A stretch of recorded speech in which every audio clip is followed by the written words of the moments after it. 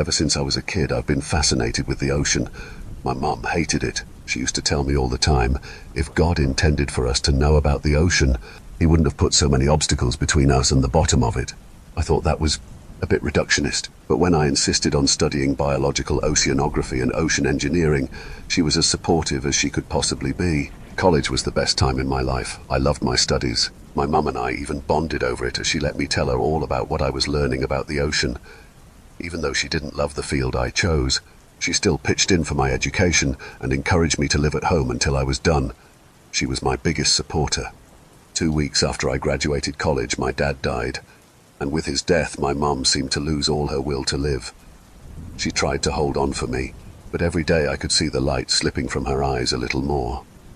She died the day after my interview for my dream job, and to this day, I'm convinced she did that on purpose. She knew her time was coming, and she waited so I wouldn't miss my interview. My friends always tell me that's a little morbid, but when I light candles for my mum's spirit, I can feel her there with me, and I know it's true. Anyway, I got the call with the job offer a few days after her funeral, another small blessing that I knew came from her. And despite wanting to just lay down and give up on everything, I accepted the job. I was still heartbroken about losing both of my parents within a few months of each other, but the job was everything I had dreamed and more. After a few years, I was given the opportunity to join a team that was researching previously unexplored parts of the ocean. I got assigned to the coolest place ever, the Bermuda Triangle. I know, we all grew up hearing stories about the Bermuda Triangle, and most of them can be explained by science and weather patterns. But the stories that can't be explained by science, unfortunately, I can offer you an explanation for. Turns out my mum was right. Sometimes obstacles are there for a reason. The first few weeks of our research expedition were exciting. We had a place we were staying in Cape Hatteras, North Carolina. But since that's still a good 46 miles from our research site, we also had a fairly nice boat we were staying on, and the team got funds for a submarine. I won't bore you with all the scientific details of our expedition, but after about 2 months, we were granted permission to send 4 people into the Bermuda Triangle in a submarine. Our team lead decided she would select 3 people to go with her, and out of our 11-person team, we knew there would be a lot of disappointed people. She said she would give us her decision individually, to avoid the awkwardness for everyone who wasn't selected. I was a bundle of nerves for the whole week it took her to decide, but on a bright, beautiful Sunday morning, Marnie found me in my bunk and told me I'd been selected. To be honest, a part of me knew deep down that I was going to be picked. There was no way all of these things would have lined up so perfectly, just for me to be left behind while someone else went on the submarine trip. As it turns out, we would all be better off if someone else had been selected. 3 days later, we were ready to take the submarine down to the ocean floor. The people in our group were myself, Marnie, an older man named Jacob, a guy about my age named Evan, and the 90-person crew running the submarine. We all had our hopes for what we would discover, but I think everyone was just elated to be a part of something so big. The first few days in the submarine were mostly spent getting our bearings, charting, mapping, and getting used to being so deep underwater. After that, we were able to use some pretty high-tech equipment that looked a lot like the suits astronauts wear to actually leave the submarine. I still lay awake at night and think about what that was like. The ocean was dark. It reminded me of fog, actually, the way you can see up to a certain point before it all blurs into one meaningless color. Only instead of fog, we were in an inky darkness all the time. I could see a few feet in front of me at any given moment, the wonders of the ocean hidden behind a cold, wet, dark veil, all there for me and my team to uncover.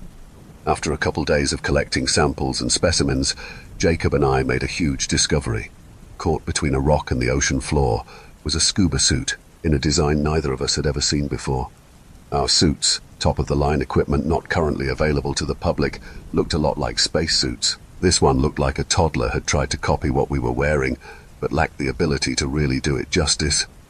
The hands looked like mittens, almost exactly the way a small child would think to draw them. The helmet was oddly oblong and looked like a large bucket with holes cut out for the eyes and mouth. The eye and mouth holes were covered with glass, and the top of the helmet was rounded instead of flat, like a bucket would be, giving it an odd misshapen appearance. The body was misshapen as well, with a barrel-like torso and uneven arms and legs. While I couldn't tell what the helmet was made from, it was clear that the body seemed to be made out of leather. The helmet and body almost seemed suctioned or glued together. There was no zipper, No buttons, no way I could see to dismantle it in order to put it on. More importantly, it was clear the suit was very old, but it showed none of the signs of damage that something like that should have after sitting at the bottom of the ocean for so long. Jacob and I glanced at each other, then rushed toward the strange sight, as if we were both thinking the same thing. We worked together to move the rock off it, then cleared the debris that had gathered around the suit, mostly fish bones and small carcasses. We did so in complete silence, but despite the lack of words, I knew we were both beyond excited. Whatever this was, we were on the cusp of an incredible discovery. We freed the strange-looking diver's suit and carried it back to the submarine. An hour later, Jacob and I stood with the rest of the crew. Everyone hovered around the table we had placed it on. We had debated for a while if we thought it would hold up, bringing it out of the water and into a strange atmosphere, and Marnie logically decided we needed to resurface as quickly as possible, so we could get the suit to a temperature and moisture-controlled storage facility. She told the submarine captain, and he said he would prepare us to resurface first thing on the following day. In the meantime, Marnie told us to work our asses off to get as much done as possible before departure. She told us that if the submarine went back down, she would probably give other people on the team the opportunity to be on the crew. That was disappointing, but I agreed it was only fair. We put the suit in the storage room we had reserved for samples, locked the door, and went back to work. That night was when the first unusual thing occurred. Around 1 a.m, I woke up to piercing shrieks and raced out of my bunk into the hallway. One of the crew members, Rodriguez, I think, was kneeling on the floor, clutching his head and screaming. The captain knelt next to him, trying to talk over the sound of his screams, but all we could hear was Rodriguez repeating over and over, "The eyes, it's eyes." Nobody knew what that meant, but his fear was both palpable and contagious. The captain assured us that sometimes people struggle with being underwater for very long, and Rodriguez would get the best medical and psychiatric care possible once we got back to the surface. He insisted we all go back to bed, and everyone complied, slinking off to our bunks like a bunch of chastised children. The first thing I did in the morning was go back to the captain and ask if Rodriguez was okay. The captain smiled in greeting and assured me that Rodriguez was a bit sick, but they were sure he would be just fine. I thanked him, and as I was leaving I heard him call out, if God wanted us to explore the ocean, we would have gills. It was my mum's favorite joke.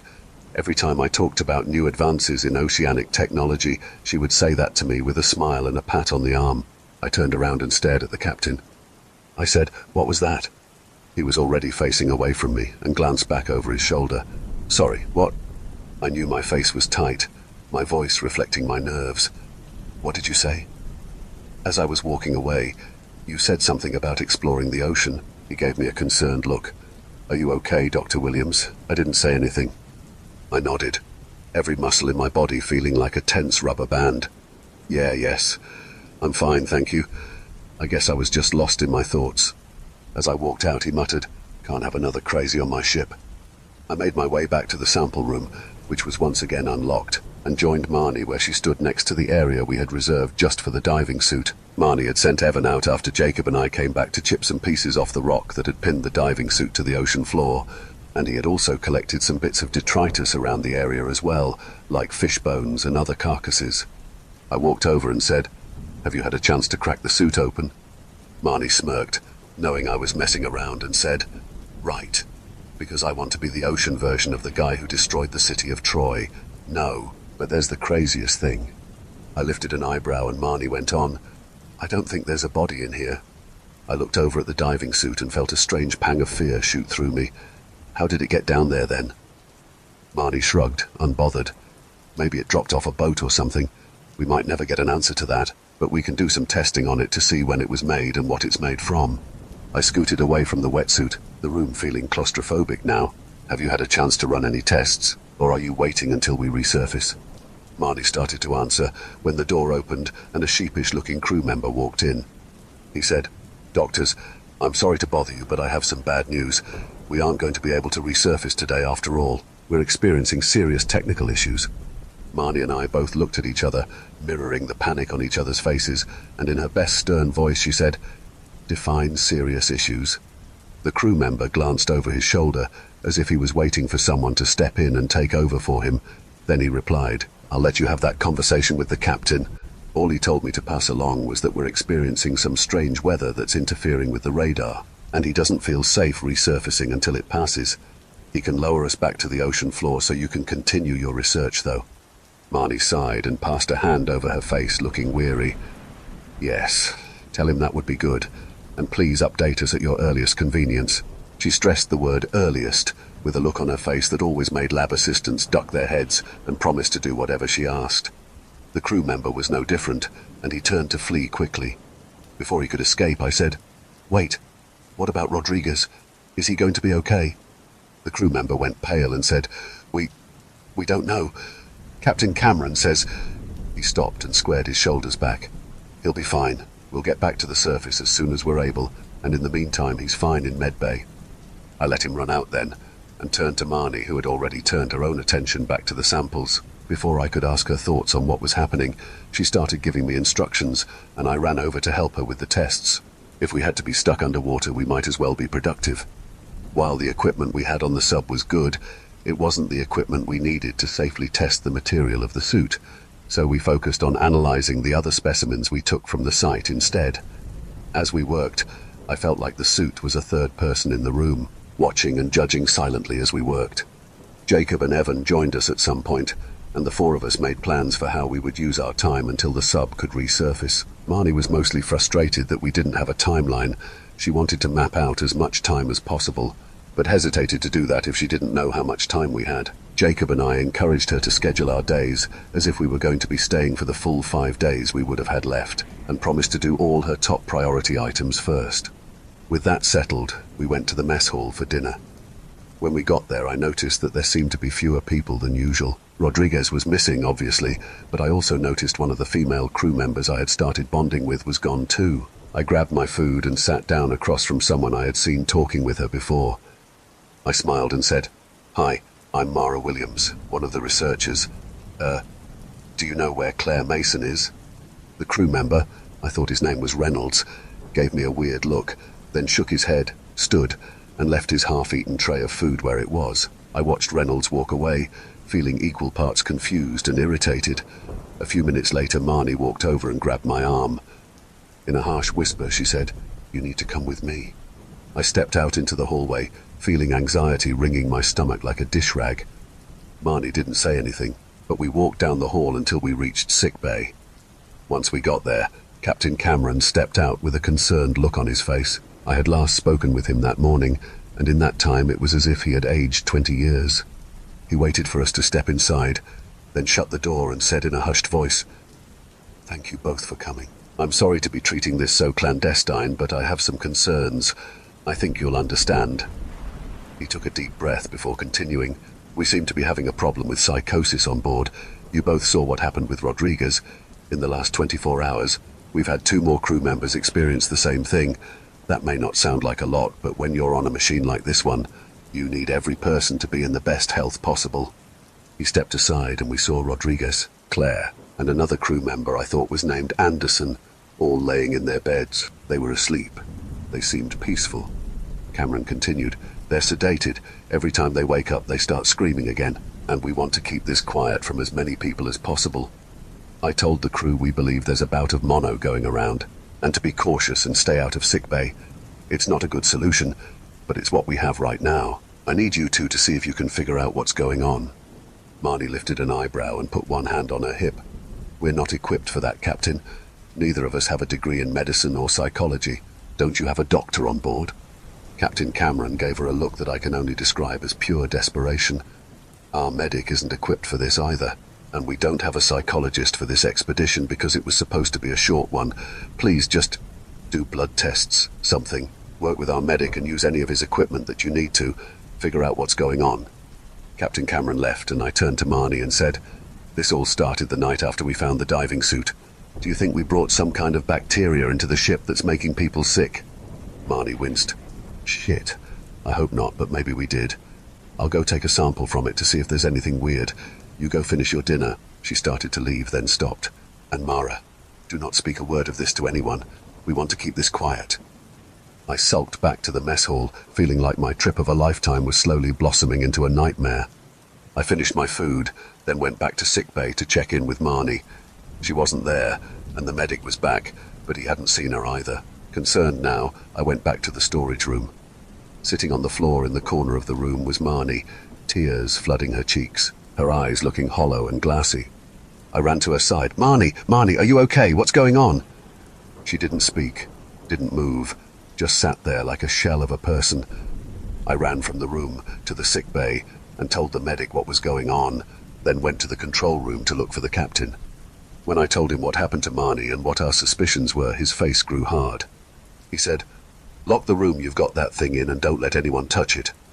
If one more person gets sick, I'm making you and your team get rid of it, and I'll make you bleach the entire storage room to make sure no one else gets sick." I apologized for all the trouble, agreed to his conditions, and left to update Evan and Jacob. I know Marnie told me not to, but with her out of commission, I needed as much support from the rest of our team as possible. When I got to the men's bunk area, Evan and Jacob were both there looking tense. They motioned me inside and we huddled together on Jacob's bed. Jacob leaned in and whispered, "About 20 minutes after you and Marnie left, we heard more screaming. Rugen this time. He was in the hallway near the storage room, clutching his eyes and—" Jacob hesitated as if he wasn't sure how to explain it. He was begging for forgiveness. I don't know what about or to whom, but he kept saying, "I didn't mean to, I'm sorry," over and over. Evan took in a shaky breath and said, "We tried to help, but the person you were sitting with before Marnie grabbed you. I think his name is Reynolds. He pushed us away and told us not to say anything." My mind reeled. It seemed like something about the suit really was making people sick. Maybe Rugen had gone into the storage room for some reason. Or maybe, an even worse thought, the bacteria on the suit that was causing this had migrated from the storage room somehow. An image popped into my head of invisible bacteria crawling along the floor, lit by a black light showing it moving in waves towards new victims. I looked up at my two teammates and said, "Cameron, Marnie and I think the diving suit we found might have something to do with all this. Like maybe there's some kind of bacteria on it causing all this. And with Marnie in sickbay now too, I think we may be right."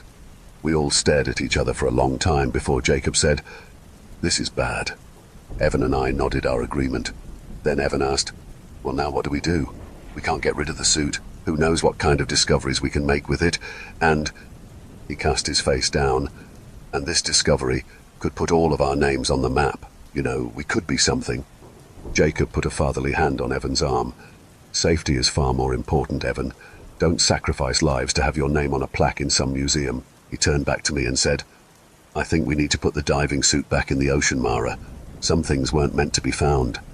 I looked back and forth between Evan and Jacob, feeling the weight of being the tiebreaker resting on me like an anchor. Finally, I made the worst mistake of my life. I said, "I think we should try to stop whatever this is before we put the diving suit back. We came all this way, and I think it's what Marnie would want." I could tell Jacob wanted to argue with me more, but when I mentioned Marnie, he closed his mouth and lowered his eyes. We agreed to meet in the storage room in an hour to try and find a way to keep the suit quarantined so no one else would get sick. The running theory was that some kind of bacteria was causing encephalitis, swelling in the brain, that was causing hallucinations and catatonia. We didn't have the right tools on board to properly diagnose them, but it was a good place to start. The three of us split up to look for supplies that might help. Evan left to look for cleaning supplies. I went to medbay to get masks and gloves, and Jacob simply said he had an idea and ran off on his own. We had agreed to meet up outside the men's quarters again, which were thankfully on the other side of the building from the storage room.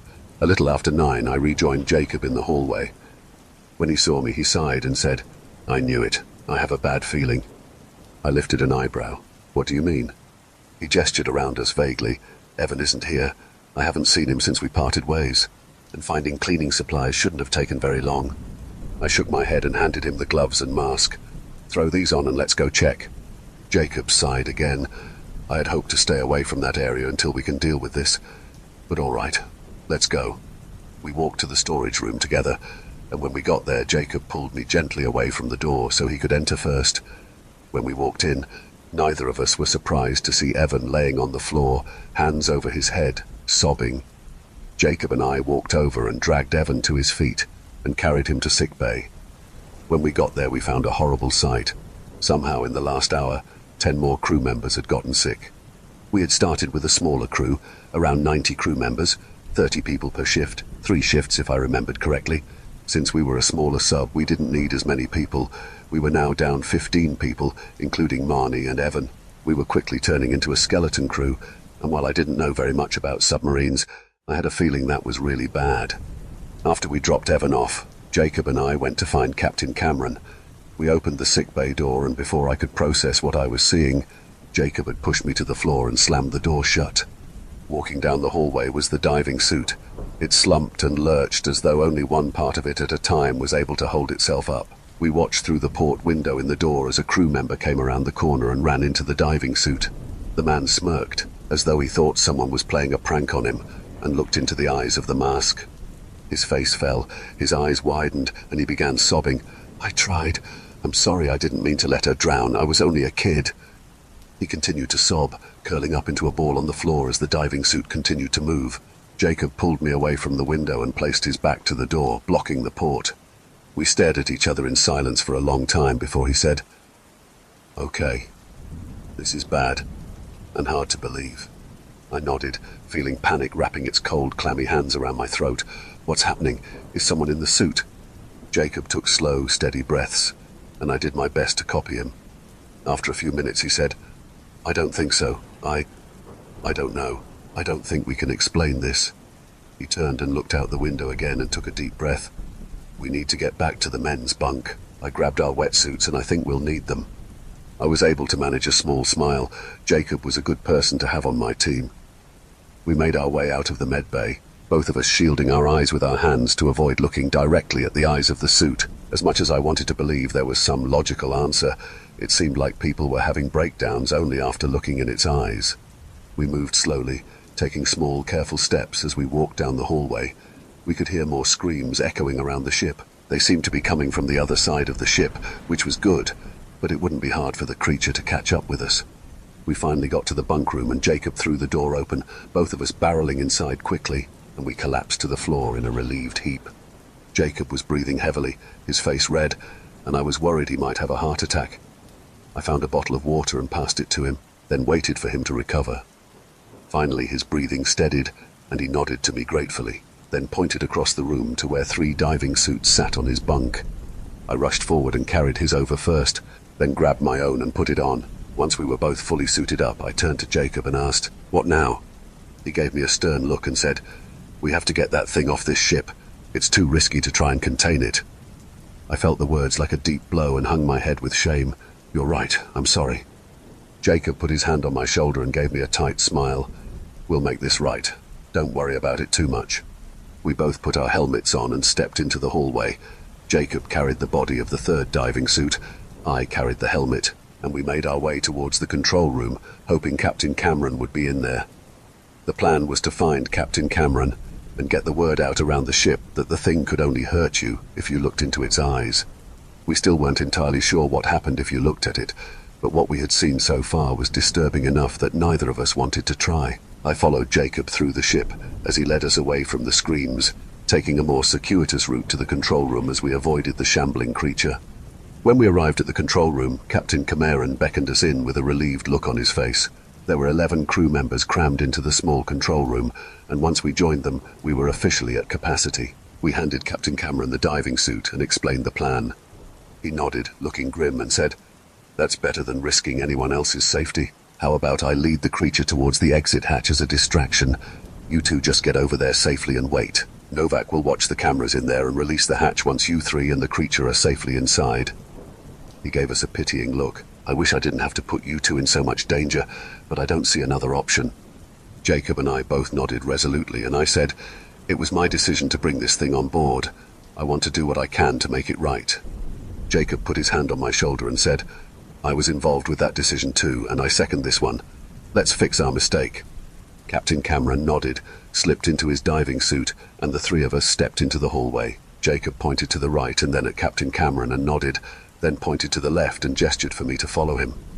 We made our way down the hall towards the exit hatch. It was a sealed, pressure-controlled room that we could use to come and go for specimen collections. It was also exactly big enough to hold me, Jacob, and the creature. The few crew members we passed, we warned about what was happening and told them to hide somewhere safe and keep their heads down. I was starting to get nervous about the number of people we had sedated in medbay now. I don't know exactly how many people it takes to run a submarine, but with people dropping like flies, we had to be down to the wire. It wasn't long before we could hear scraping and shuffling coming down the hallway towards us. Captain Cameron rounded the corner, walking backwards with his head down. I glanced at Jacob and realized that if the thing pursued Cameron instead of us, we would never be able to get rid of it. I stepped away from the doorway and put myself between the creature and Captain Cameron.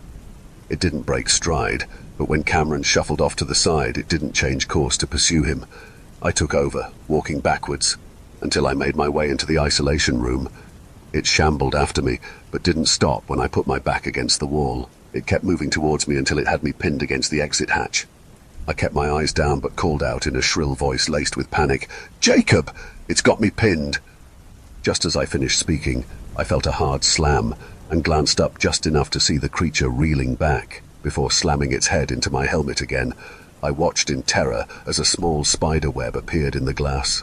The creature put its hands on either side of the helmet to hold me in place, just as Jacob was able to open the hatch behind us.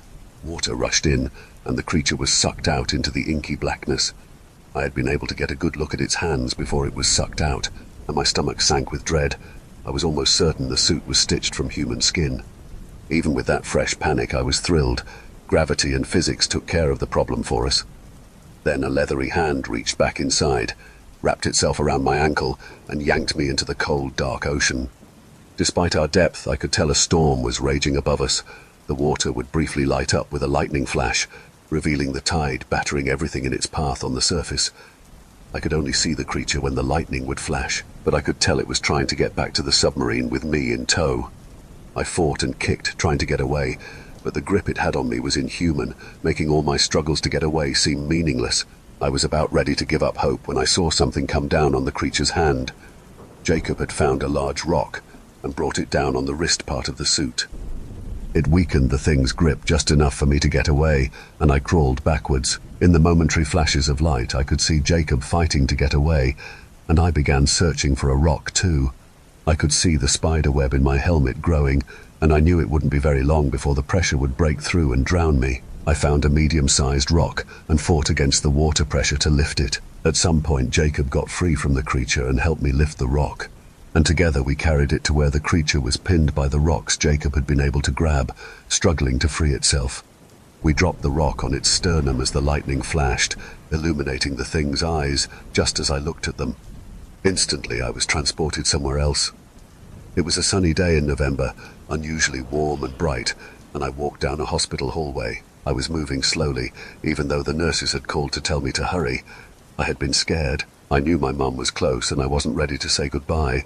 I think part of me had hoped that if I never got to the room, I would never have to see her die. In a sense, I was right. I didn't have to watch her die, because she had already passed when I got to the room. The nurse said if I had only been 1 minute earlier, I might have been able to say goodbye. In the memory, I sank to my knees in the doorway of my mum's room and began weeping. I felt a hand on my shoulder and turned around, expecting to see a doctor, but instead, I found myself looking right into the face of the diving suit. When we made eye contact, I was plunged again into a memory. This time, I found myself kneeling at my dad's graveside as my mum sobbed beside me. It was the moment I had known I would lose my mom as well, one of the most painful days of my life. Again, I felt a hand on my shoulder, but this time I looked down, saw the human leather glove, and closed my eyes tight.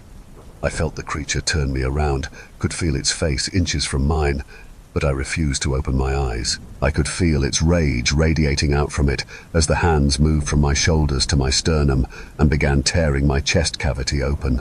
The fingers sank into the soft skin and tissue between my breasts, biting through the meat of my flesh and wrapping around my bones. I could feel my ribcage bending and instinctively opened my eyes as I screamed. I was instantly plunged into another memory, this one from the time I had dealt with a stalker in college, but this time I was ready, and as soon as I felt the creature's hand on my shoulder, I bolted. I ran through the hallways of my old college until it faced into the green and grey of the cemetery my parents were buried in. I forced myself not to falter as I ran past my crying mother, the creature still shambling after me. The cemetery faded until it was replaced by the hospital, and I continued to run despite the burn in my chest and arms. I reminded myself it was a dream, a hallucination, but the terror remained. After what felt like years, the hallway faded into black, and I woke up. When I woke, I was in a regular hospital bed. Marnie was in the bed next to me, The curtain between us pulled back. Her face looked drawn and tired, older than I remembered. I took a moment to get my bearings, then pressed the call button for a nurse. A nurse wearing light purple scrubs walked in and lifted her eyebrows in surprise when she saw me. She said, "Oh my God, you're awake. This is incredible. Let me call your doctor." She rushed over and did something on the computer next to me, took my vitals, then ran from the room. She entered a few minutes later with a doctor in tow. They fussed over me for a while and gave me a little information, but I got the real story from Captain Cameron when he arrived. Captain Cameron, or Nate as he told me to call him, told me what had happened. He said that Jacob and I had just managed to pin the creature when I had fallen to my knees and begun sobbing. Jacob carried me back to the submarine and put me in the isolation chamber. When they opened it, I was there and catatonic, but Jacob wasn't. They weren't sure exactly what happened to him. They think he got grabbed by the creature, or maybe it was starting to get free and he ran back to stop it. Either way, Jacob had sacrificed his life to save mine. They hadn't been able to recover him. As soon as the creature was securely trapped, the storm had calmed, and what was left of the crew had taken the submarine back to the surface. It was a hard journey. Apparently the storm had been a rough one, and on a skeleton crew it was extra hard. Apparently by the time we had gotten the creature off the ship, a total of 41 crewmates had been affected by it. Those of us who had been affected by the creature were taken to the hospital, and according to Nate, only a few of us woke up. I was among the first group to wake up, and even now, almost 6 years later, 8 of those people are still catatonic. I take responsibility for every single one of them. Marnie woke up eventually, and even though she said she didn't blame me for what happened, I was still removed from her team. That's okay. I'm not as interested in the ocean as I used to be. It turns out the ocean hides some secrets for a reason.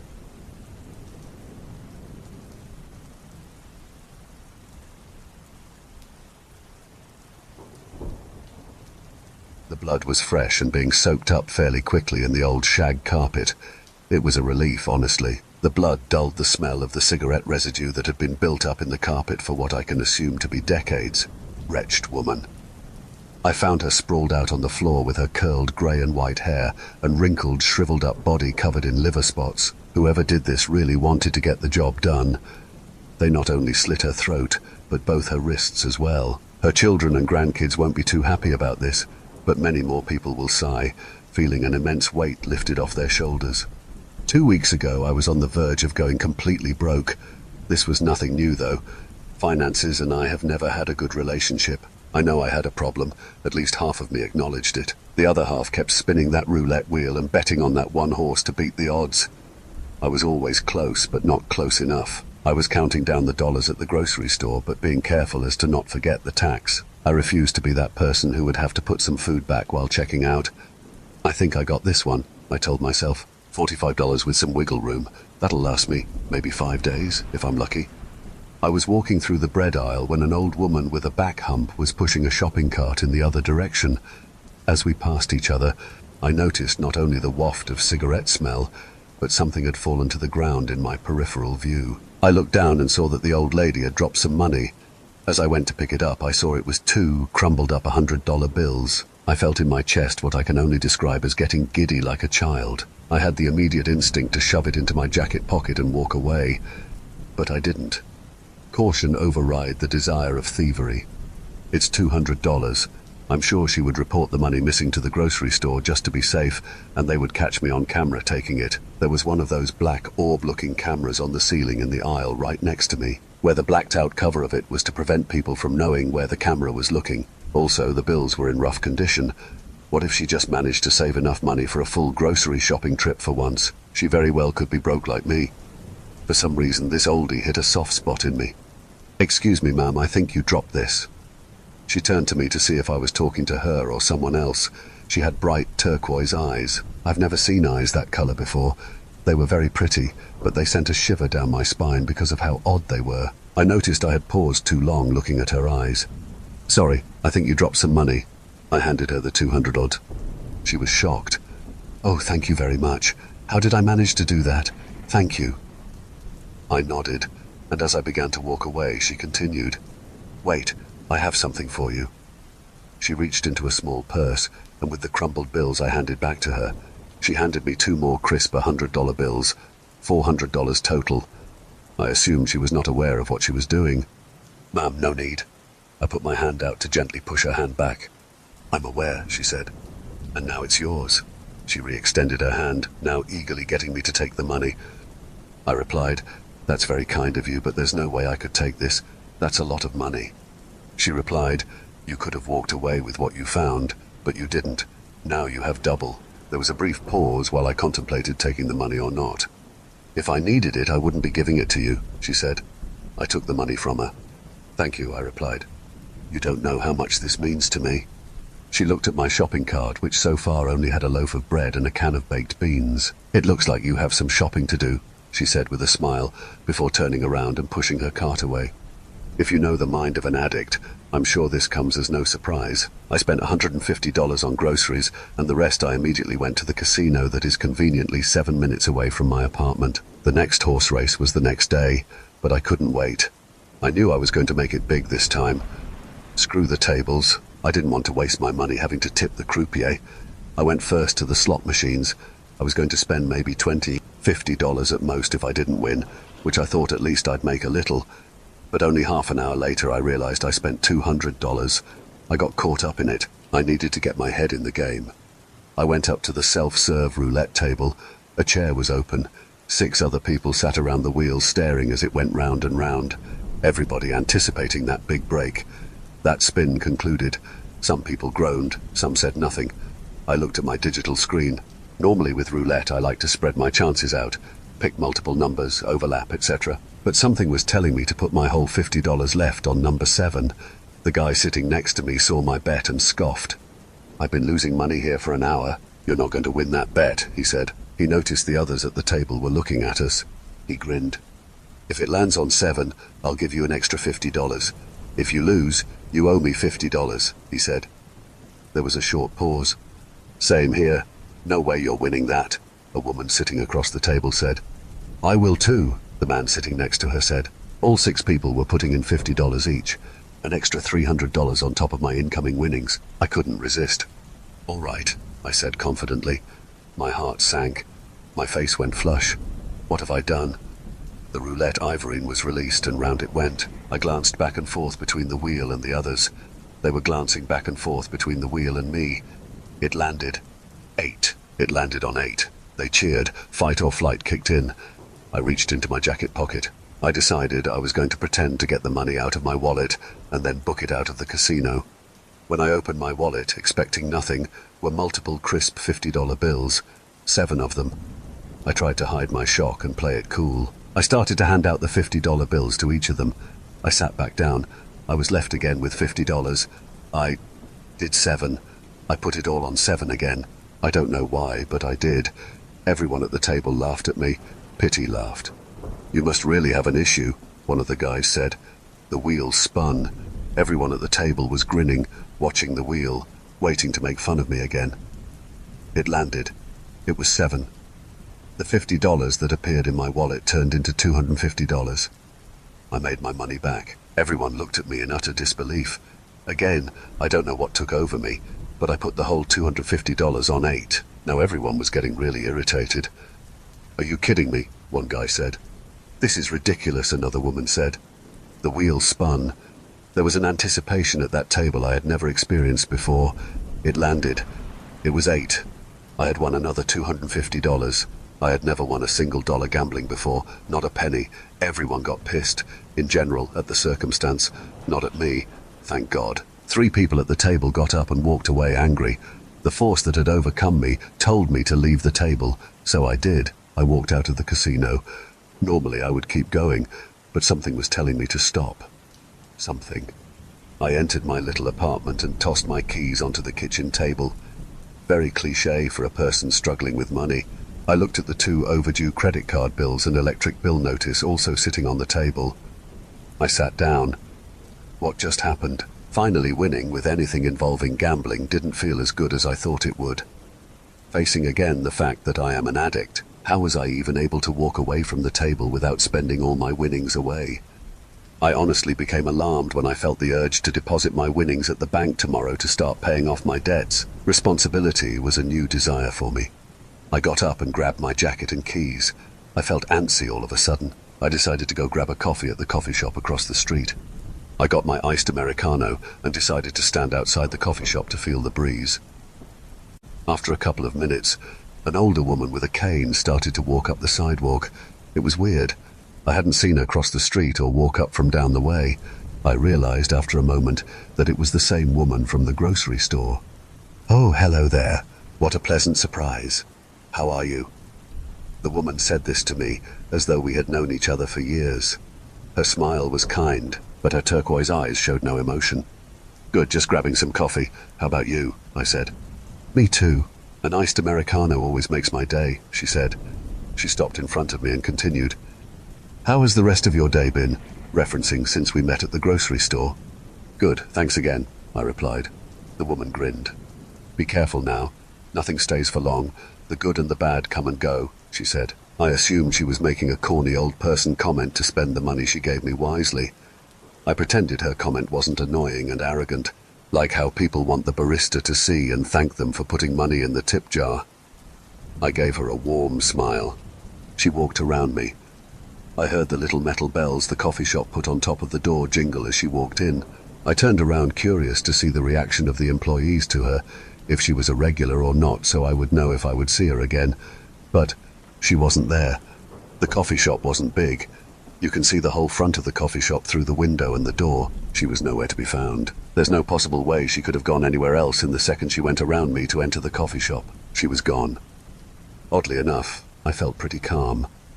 I could tell this reaction was definitely from this new force or state I've been in since the casino earlier. It was bizarre, but I didn't feel the need to question what I just witnessed. At least not right then. I sipped my last bit of coffee and crossed the street back to my apartment. Again, I hung up my jacket and put my keys on the table. It was only 3:00 p.m., but I suddenly became so drained, just utterly tired. I showered and went to bed. I woke up at 7:00 a.m. I felt refreshed. I got up and had my cup of coffee while watching birds and passerbyers outside my living room window. I had some cereal, showered, and headed out to the bank to deposit my winnings from the day before. Waiting in line at the bank, I felt a wave of nervousness come over me. I didn't know what was happening. I kept going back and forth between feeling really good and pure dread. When it was my turn, I handed the teller my deposit slip and took my wallet out to hand her the money. What I found was not only the winnings, but an extra $50. I paused for a moment. Am I becoming extremely forgetful? The teller waited. "Sir, are you making a deposit?" she said. "Yes. Sorry." "Here," I replied. I handed her the amount I won. I kept the new $50 bill. I left the bank. Off to the racetrack I went. It wasn't busy. Only a quarter of the people that normally fill the betting room were there. I looked at the horses racing that day. I never understood why they gave the horses weird names that sound like a child from the 1940s make them up. Flash Trixie. Cornucopia. What even is that? The force from yesterday washed over me again.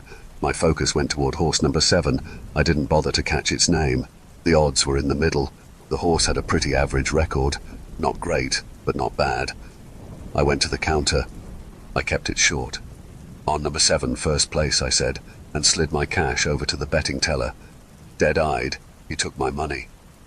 As the cash left my hand, I saw what I handed over. $500 bills. I thought I just deposited $500 at the bank. I wanted to stop him, but I couldn't. At that brief moment, I was unable to talk or move. He handed me a ticket, and I just walked away. I went outside and stood there, watching the track as the horses lined up ready to go. An overly confident man stood near me. He turned when he saw me walk up to watch. "Which ones you got?" he said, meaning what was my bet. 7, I said. "What place?" he asked. "First," I replied. He scoffed. "I mean, I guess you could have chosen worse. Good luck," he said. I ignored him. The bell rang and the horses were off. Only a couple of the jockeys kept back to conserve energy. Most of the horses started at full force. I could feel the ground vibrate from the stands from the galloping. Though the speed was incredible, there wasn't much movement. All the horses kept their places where they started. Then, number 8, something along the lines of Blitz of Coffee, charged forward to the head of the pack. Maintaining first place, 7 remained toward the back, maybe third from last. "Oh, geez, you're not doing too good, buddy," the guy said to me. I ignored him again. The race was maybe half done. Then number 7 got some wind in its sails. It pushed forward. 3rd from last, 15th, 12th, 8th, then 3rd place. I put number 8 on first, the man said. It looks like it's going to take it home. Inch by inch, the horse is about 80% done. Number 7 got into 2nd place. My heart began to pound. They were in the final stretch. They were going and going. 7 kept pushing, and then they were done. 8 crossed the finish line in 1st place. 7 placed 2nd, maybe 1 hoof away from 8. The man next to me cheered and waved his ticket in the air. Yes, that's how you do it. He turned to me. Maybe next time, bud. He went inside to collect his winnings. As he was entering the door to the betting room, 2 tall, broad, muscular men and a short man in a suit walked out, coming toward me. When they got to me, the short man looked at me as though he was waiting for me to do something. Hi, I said to him. Well, the short man said. There was a pause. Pay up, the man said, irritated. I don't know what you're talking about, I replied. The man scoffed and looked down, pinching the bridge of his nose, becoming more irritated. Pay up, you lost. That was the deal. You owe $2 grand, he said. I was shocked. What, I said. What are you talking about? I bet $50 or $500. No strings attached. The man clearly had enough of me. All right, let's go. Inside. As the man said that, the 2 bigger men started to walk toward me. I didn't know what was going on. I bolted. I didn't even look behind me to see if they were running after me or not. I just kept running. I got in my car and sped home. I rushed into my apartment and locked the regular lock and the 2 deadbolts on my door. I just stood there for a minute, processing everything. I thought I must be mentally deteriorating. I'm imagining money switching amounts within the blink of an eye. I wasn't remembering doing certain transactions or bets. I needed to see a doctor immediately, but this is the US healthcare system. I didn't know if I had the money to do so. I didn't need any more debt. I went online and paid my electric bill just to give me some sort of comfort in the moment. I checked my bank account. It showed that I did in fact deposit the money I knew I deposited, so that was good at least. I then sat at my kitchen table for about 2 hours, going back and forth between fiddling around with apps on my phone and watching the door. I wanted to make sure the guys at the racing track didn't know where I lived. I think my brain was trying to protect me from the trauma of all of this by having me suddenly become exhausted from the anxiety and shut down. I quickly fell asleep. The nightmare I had was surreal, to say the least. I was in a pitch-black room, or black space. It didn't feel exactly like a room. I was able to stand on a solid floor or ground, but it still felt like endless darkness. No actual floor, walls, or ceiling. About 20 feet in front of me stood the old woman who had given me the money, who I had seen 3 times now, including this nightmare. She just stared at me. She stared at me with those bizarre turquoise eyes. It felt like an eternity, but it must have been only 5 seconds. She extended her cupped hand to reveal a small black kitten. It must have been only a few days old. It was squealing like newborn kittens do, wanting its mother or to be fed. I hesitated for a moment, but the squealing wouldn't stop. I didn't know why the old woman wasn't doing anything about it. She just held the kitten forward, wanting me to take it. A nurturing part of myself took over, so I extended my cupped hand. Without either the old woman or I moving from our places, the black kitten appeared in my hand.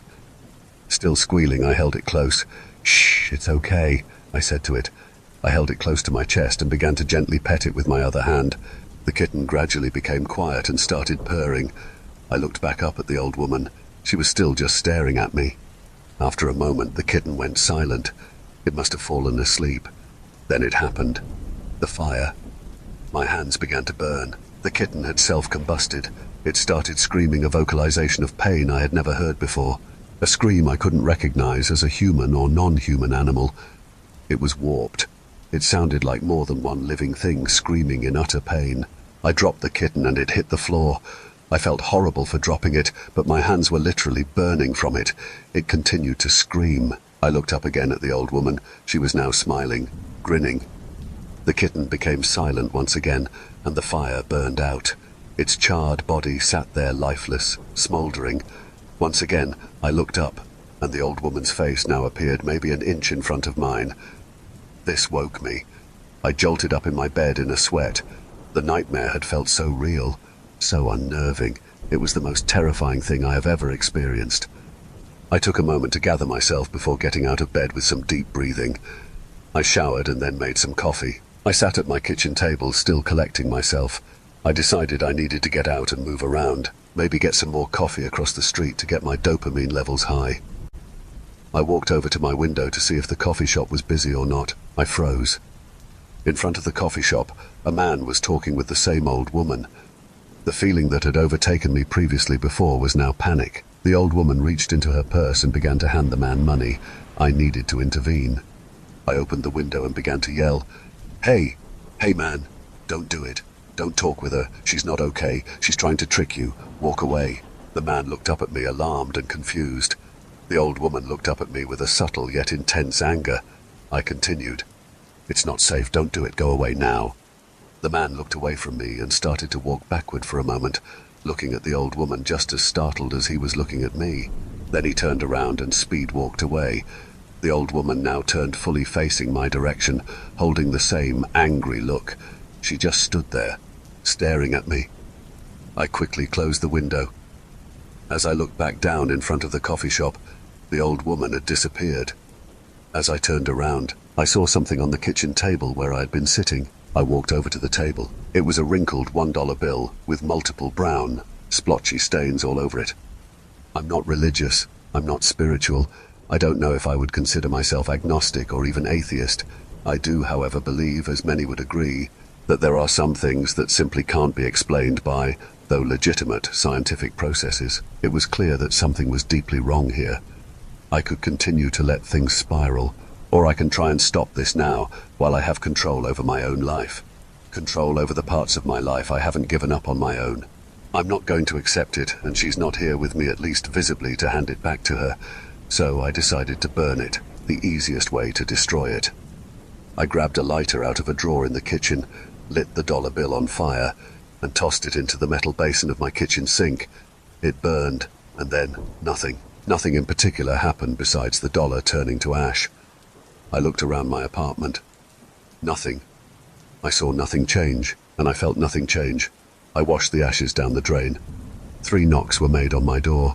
I grabbed a kitchen knife nearest to me. I looked through the peephole. No one was standing there. Were they waiting for me around the corner?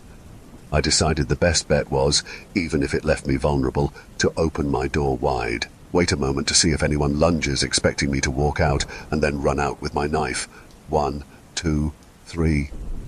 I opened the door. Nothing. I rushed out with the knife and frantically looked back and forth toward both sides of the hallway. No one.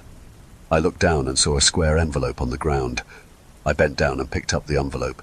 The front was blank. I went back into my apartment and quickly locked the door. I opened the envelope and pulled out what seemed to be a page torn out of a small notebook.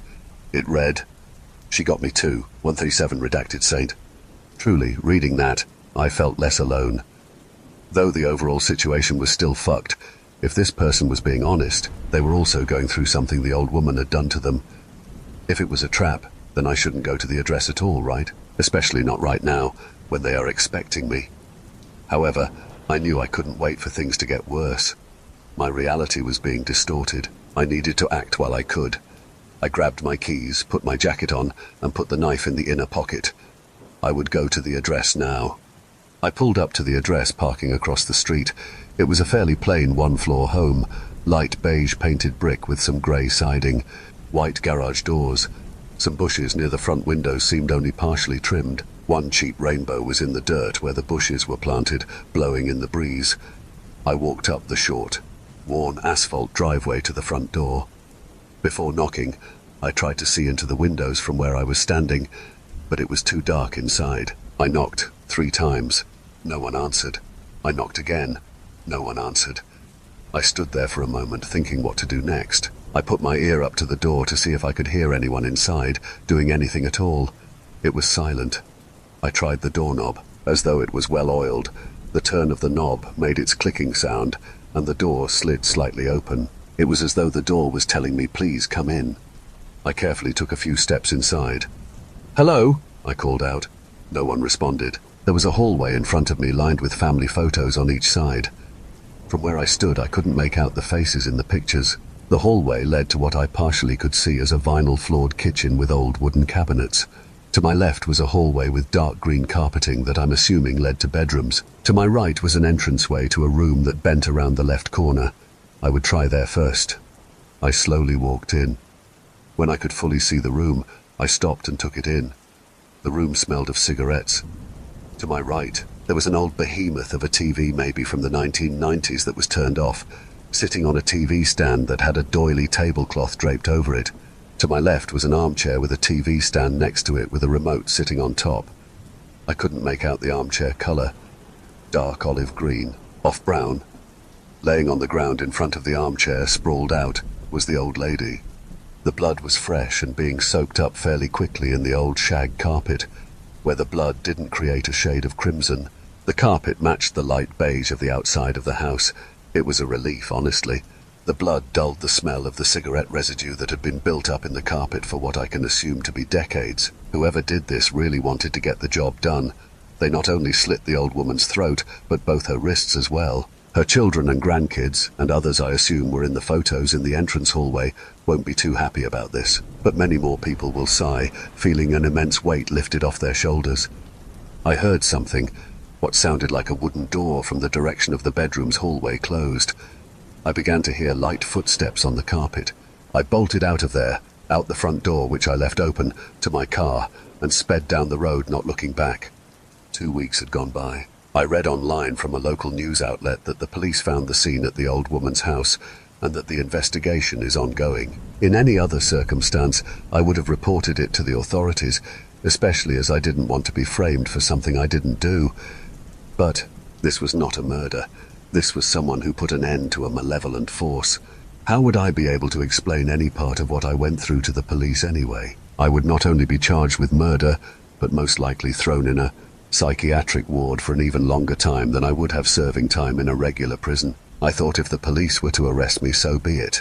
Till then, I was a free man, free of what the old woman was doing and was planning to do to me. Going forward, I told myself I would not do the right thing. I would not return dropped money. I would not take it either. Dropped money, helping an elderly person cross the street, it's simply not happening. I'm not going to be the good guy or the bad guy. I started going to recovery meetings to address my gambling addiction, and I already noticed my life starting to improve. For once in my life, I started to be more confident in myself and my abilities. I even applied for a job that not only paid more but aligned with my passions and interests. I got an offer, and I let them know I could start the following week. I woke up on a Sunday feeling refreshed. I got up and made some coffee and sat near the window to watch people pass by.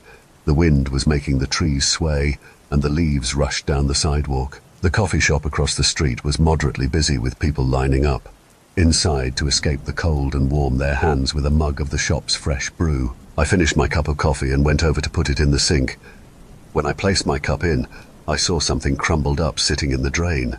I used my index and middle fingers and successfully pulled it out. Once it was in my hand, I unfolded what appeared to be a piece of paper, which I then discovered to be a $1 bill.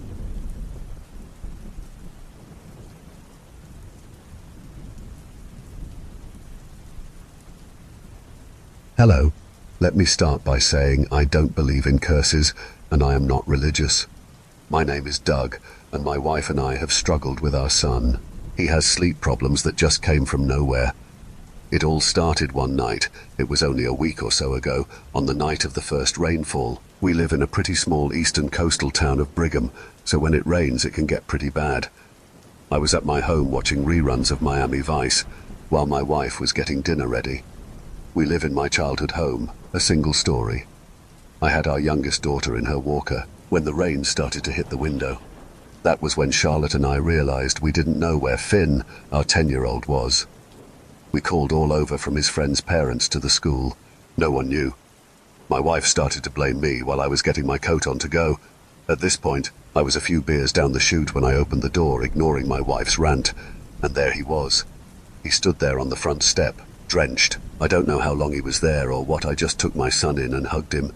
I carried him inside and put a towel around him, trying to warm him up. My wife started to draw a bath through her cloudy eyes. I asked him where he was and why no one knew where he went. He just said, "I wanted to go to the woods." I didn't find anything wrong with this. I used to go to the same woods all the time when I was a kid with my brother and with friends. Near the creek. He nodded. Did you see anything? My boy just looked up at me, his blue lips barely hanging onto his face, and shook his head. Something red. I didn't know what the hell that meant, so I helped walk him over to the bathroom where my wife was, and she started to take care of him. I just walked back towards the family room, aghast at what I allowed to happen. I didn't know what to do, so I just thanked whoever was listening in my head. My wife and I knew that he was probably going to get a cold or something worse from this, so we kept an ear open and barely slept ourselves that night. His coughs kept us up as we took shifts while sitting nearby. Some were empty like a wheeze scratching the walls of his throat while they escaped. Others were full of gunk and sludge, followed by him rolling over and spitting the excess in the nearby trash can. It was around 5 a.m. when I tapped my wife out, letting her go to sleep for an hour or so. I sat there after brewing some coffee and listened to Finn go through hell. In times like this, it's good to have a wife who's as caring as Charlotte. When I have to go to work, I know that she will be here with my kids. I was slightly nodding off around 5:30 before I awoke. Something was off. I didn't know why yet, but I could feel it. That was when it hit me. I was dozing off because the house was silent. I jumped up from my seat and ran into my son's room. The door slammed against the wall as I dove at my son, fearing the worst, swearing at myself for not taking him to the emergency room. But as I got to him, I realized his chest moving up and down. He was fine. He was better than fine. He looked as peaceful as ever, sleeping, lying on his side, his left hand under his head. Even my landing on him barely made him budge. I scratched my head looking around. When I looked in his garbage off the edge of the bed, where I imagined seeing a mound of phlegm and mucus, but nothing was in there. Nothing at all. Thinking I lost my mind, I just shook my head and walked out of his room. Over a day or so, Finn was all back to normal health and at school. A few nights later it happened. I got up out of bed around 1 a.m. I was the one having trouble that night. I walked into our kitchen and opened the fridge, reaching into the case and opening the tab on the side so it wouldn't crack too loud and wake my wife. I took a long sip of it, following it with a loud breath. The cool lager put my mind at ease as I turned from the fridge. He stood there, half covered by the doorframe. He watched me. I put the can behind my back, failing to hide what he clearly already saw. "What's up, buddy? Why do you drink so late, Dad?" I just shrugged, bringing the tone down in the conversation to again not wake my wife. I put my finger up to my mouth to shush him a little. I opened my mouth to try to answer. "Do you drink because of Kevin?" My answer got caught in my throat before it could exit. He blinked at me, twice. Then he turned around and went into his room, leaving me speechless. I could only clench my teeth together, hidden behind my cheeks. I drank the last bit of my beer and couldn't help but open another. I barely told Finn about Kevin. I barely told Charlotte. I kept it in my head, and just with my parents. I still never understood. Kevin was my little brother. I don't know if I wanted to get into it, but over the last few nights I need to talk about it. See, Finn has gotten worse. Not coughing or anything, he hasn't been right. He just hasn't slept at all. It was bad. Charlotte found him one night. She checked on him, just slipping her head through the cracked door. He was in bed, but sitting straight up, staring at the wall. He didn't even turn to her when she called him. He was in a trance, mouth open, his breathing in deep and out shallow. She ran over to him, rubbing his back. His breathing got better, but his eyes stayed on the wall. When she came to our room and told me, I had nothing to say. I chalked it up to maybe a horror show or movie he caught when we weren't paying attention. I told her that I was going to check on him as she got into bed. I left my room, but on my way to his, something overtook me. I couldn't have him ask more about Kevin, at least not yet. I turned into my kitchen and grabbed my bottle of vodka from above the fridge and walked out into my garage. I only took a few pulls, but it was hard to keep down. I got so used to just beer. I walked into my home after getting a good bit of the bottle down. I put it back, grabbed the OJ carton out of the fridge, and took a few sips out of it. That's when I heard the giggling coming from the crack of Finn's room. It was light and soft, but it creeped the hell out of me. I decided to try to look in the room myself. The dark room was only lit by the window above his bed, but he wasn't in it. The sheets and covers were thrown to the side. Then I heard the giggles. There were two of them. My head whipped over towards my right where Finn stood by his wall. I turned to the lights on in fear. As Finn slowly turned to me, I looked in the room for a second. "Go to bed, Finn." He nodded and slowly walked back to his bed. I shut off the light after taking one more look in the room. I couldn't sleep that night. Not a minute, because before I turned his lights on, I could have sworn I saw a hand reaching and touching my son's face. The next morning I was out and about, I forgot what for, but on my way home I saw the flashing lights. I saw the ambulance rush past me out of my neighborhood. I feared the worst and sped home. I found my wife on the porch crying on the phone. I jumped out of the car and held her, asking her what happened. She told me this verbatim. She was doing laundry and our daughter was in the living room bouncing. She went to bring folded laundry into Finn's room, hoping that he was napping and catching some sleep. She didn't even knock. She just barely opened it. She saw him in there. She saw our boy standing in the center of his room, arched backward, his head almost touching his calves. She couldn't breathe. As Finn's right arm started to rise in the air, that's when she noticed that he wasn't standing. His feet were inches off the ground. When she screamed, that was when he fell. I just took my wife into my arms, holding her there, confused as all hell, hoping this one moment could last forever before we would have to find out what was wrong with our boy. By her words, he had to be paralyzed with a broken back. I then ushered her into the car, running back inside and grabbing our baby girl before we were off to the hospital. So now it's time to talk about my brother Kevin. I think it's time that I bring up Kevin. Kevin was my younger brother. He was only 8 years old when he got sick. At first it came off as the flu. He was bedridden and only missed a few days of school. I remember it like it was yesterday because frankly, it was all so odd. Kevin got home late the day before his sickness. He was always a sprite and fun kid, always looking for an adventure even at a young age. I always took him places too, because he could keep up with 13-year-old me on any bike ride. He had this gummy smile and an infatuation with Superman. We weren't rich or anything growing up, so my mum had bought him a cheap cape from a hand-me-down store. For the next year, he always wore that cape. While he was biking down to his friend Anthony's house, I remember it always flailing in the wind, as if he were flying in the air. After he got sick, I don't remember him putting it on ever again. He came home that day. From what I remember my mother telling me, rest her soul, that he walked into the house for the first time in complete silence. He got ready for bed without eating anything, and that was it. In that bed, he stayed for days. I would always knock to see if he wanted to do anything and he would refuse. During those days, I started to feel off. I woke up one night in complete sweat, confused and not remembering my dream that I had. I left my bed and went into my kitchen. I poured a cup of water and chugged it as it was so cold it burned my throat. I took a second and then went to go back to bed. When I heard something soft coming from inside Kevin's room, behind the closed door, I stopped and put my ear to it. It sounded like he was talking to himself. It sounded like he was maybe giggling. Then it sounded like two voices talking at the same time. They overlapped each other, but no distinct words were actually being stated. I held my ear there longer maybe to get a nugget of information. Then the voices stopped. A coldness drafted up my spine, a bead of sweat down my nose. "Dougie," the voices said. I backed away fast and ran into my room, clawing into my bed and sitting there. I didn't sleep the rest of the night. It took only 20 or so minutes when I started to hear creaks from outside my room. I stared at the door, terrified of my own little brother, scared of how he knew it was me outside his room. But when I saw the shadows cross underneath my door, I saw two sets of legs, just standing there. No knocks on my door, no whispers, nothing. Those legs stood there, motionlessly for 10 minutes.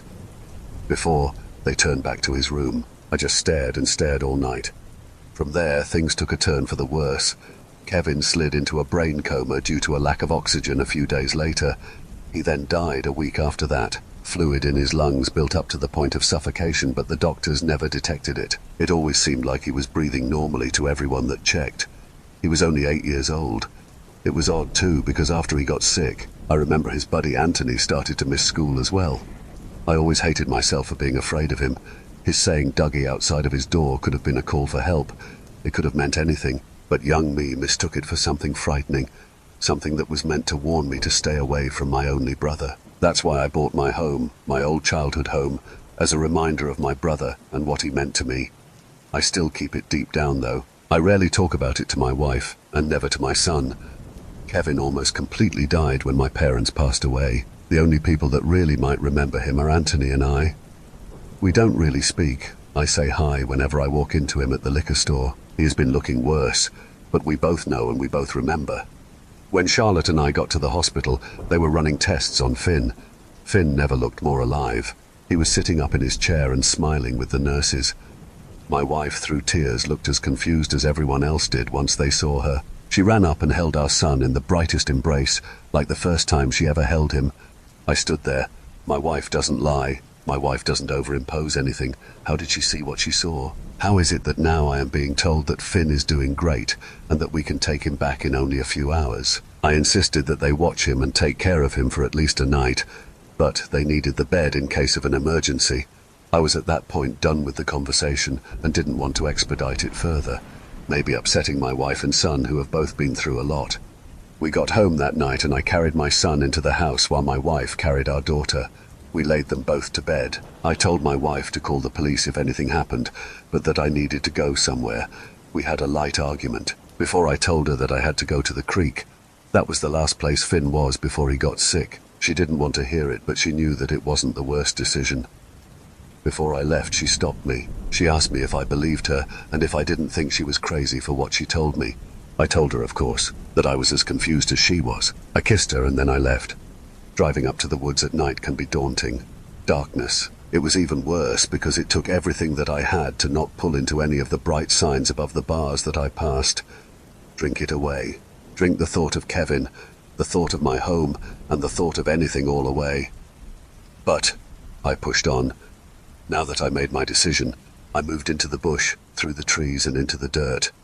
Hindsight was 20/20 because I forgot a flashlight, but I knew my way. Even though it has been 20 or so years since I last came down here, this place has been sunken deep into my soul. I made it to the low-tide creek and stood over it on the bank. It was filled with leaves and couldn't have been any more than a few inches deep. This creek used to be big for fishing. I barely heard anything other than the light water going against rocks. No squirrels, no owls, nothing but the creek. I looked around and realized that my hope was all but lost. What was I even expected to find here that I came all this way? Left my wife at home with our kids. I turned and walked the creek a bit. Looking up and down, the big bright moon cut its way through the tree limbs and guided my trail a little.